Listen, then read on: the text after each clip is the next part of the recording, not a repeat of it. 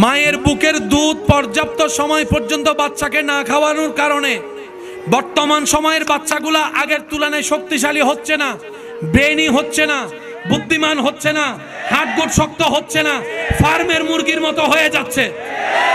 আল্লাহর বিধান কত বছর খাওয়ানো? জোরে বলেন, আরো জোরে। মারা সন্তানকে কয় বছর খাওয়াবে? এই 2 বছর যদি সন্তানের পেটে আল্লাহর রহমতটা যেতে পারে, চতুর্দিককে সন্তান। আমি কি বুঝাতে পারছি কথা?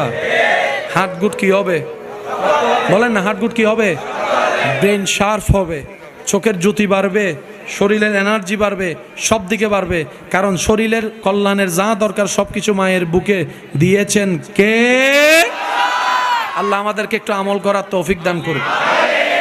মা আপনি কষ্ট করবেন না, আর কে করবে কষ্ট?